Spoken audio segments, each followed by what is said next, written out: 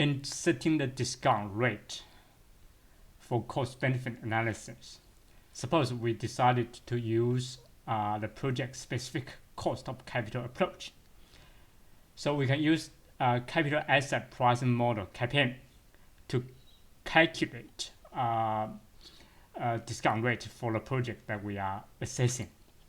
So now we need to decide to choose an appropriate beta. Remember, in CAPM we use beta to measure the systematic risk, the risk that cannot be diversified or weighed associated with a project or a company. So an appropriate beta needs to be determined for a project on the basis of risks, systematic risk associated with the project.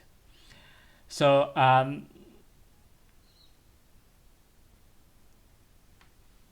under CAPM, the required rate of return on a project or discount rate is obtained by multiplying this beta value by the average market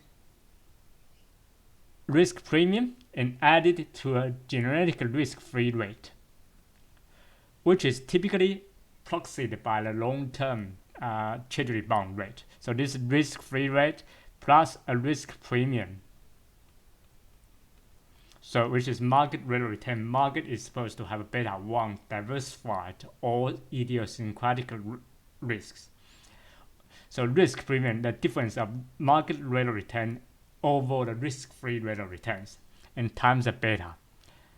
So if a project, suppose if a project that we are assessing has the same risk as the market, which means beta will be equal to 1. So now the discount rate associated with this project will be risk-free rate, suppose is 5%. 5% of treasury long-term bond rate, okay, plus 1, and the market premium, this is a market rate of return, this suppose it's 8%. So 1 times 8% minus 5%. So we can compute it as 8% plus 5% plus 8% minus 5%. So 5% cancels out. We get discount rate 8%. So if the project that we are assessing has the same risk as the market, we just use the market rate of return as the discount rate. All right, let's look at other examples to see how we can apply this CAPM to compute the discount rate for our project. Suppose the rate of return on treasury bond is 12%. This is risk-free rate. The expected return on the market portfolio is 15%. That's RM. Beta for Balgo investment security is 1.2, so which is higher than 1. So it's risky than the market. And the Balgo investment securities pays $100 per annum indefinitely. So this is a perpetuity of $100 dividend payment. Okay. Now the question is, what should the price of Balgo's investment securities? Okay, let's compute a discount rate first. So now if say I purchase 1 share of this company, and that's going to pay me $100 per year, per annum, forever. So essentially the price of this share, okay, should be equal to the present value of this $100 per the present value of this $100 perpetuities. Okay, so to calculate the present value of this perpetuity, we need to calculate discount rate first. So let's use CAPM to calculate this discount rate. So it's risk-free rate 12% plus risk premium, so which is 15% minus 12%. So which is 3% times its beta, so 1.2. So we can calculate that discount rate is 15.6%. So the price of this share will be the present value of this $100 perpetuity. So that's the present value. That's the present value of a perpetuity. So it's per year payment $100 divided by its discount rate. So which is $641.03. So the price of this Balgo investment securities should be equal to $641.03. So we want to know that if beta is equal to 1, then the security or the project has the same risk as the market as a whole. If beta is bigger than 1, so we have more systematic risk than the market. If beta is less than 1, we have a lower systematic risk than the market. The next examples. Suppose the risk premiums in the market is 9.6%. The risk-free rate is 4%, and XYZ codes beta equity is 0.45, lower than 1. What is the required rate of return? What's the required rate of action on XYZ's stocks? So let's calculate rate of return using CAPM. Okay, 4% plus 0.45 beta times risk premiums 9.6%, we get 8.32%.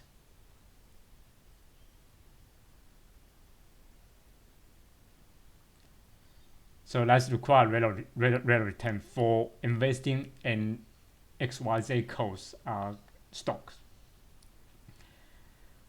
So so far we have discussed beta, which is equity actually, and required rate of return on equity capitals. This can be used to obtain the required rate of return on a project and hence the rate of discount. Okay.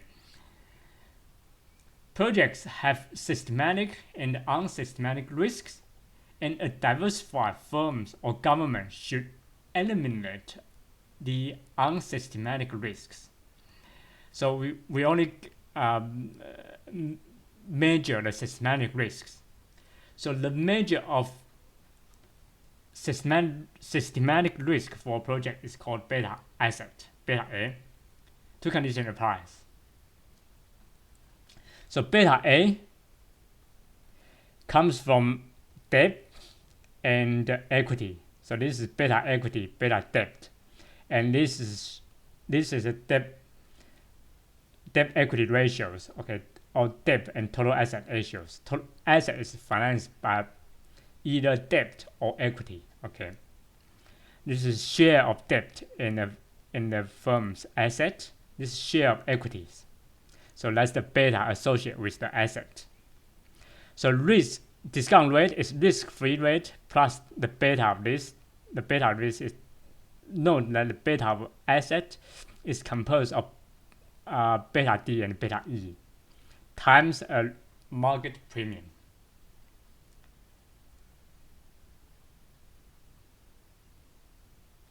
Notice that beta A relates to the nature of the project and beta D relates to the nature of the debts. Okay, thus beta E bears the risk associated with both the business risk and the financial risks. Let's look at examples. You are conducting a cost-benefit analysis and using the SOC methods to determine the rate of discount.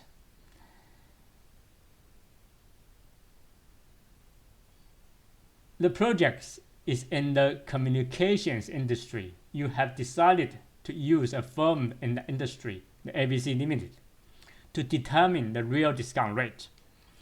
So the data you have is that for this particular company, beta E is 0.9, beta D is 0. Debt equity ratio is 2/3. For market risk-free rate is 10%. Market rate of return is 18%. Expected inflation rate is 3% per annum. So now, given this data, you can calculate the beta asset, okay, which is 0 because beta D is 0, plus 0.9 times the share of equities and the total assets, so which is 3/5. So we get the beta is 0.54. Then using CAPM to compute the rate of returns, which is risk-free rate 10% plus the beta 0.54 times the market premium, so is 14.32%. That's the nominal discount rate. Then use the Fisher's equation to get the real discount rate, which is 10.99%. Okay, this is Fisher's equations, or roughly 11%. Okay, that's the illustration of how to use CAPM to compute the discount rate.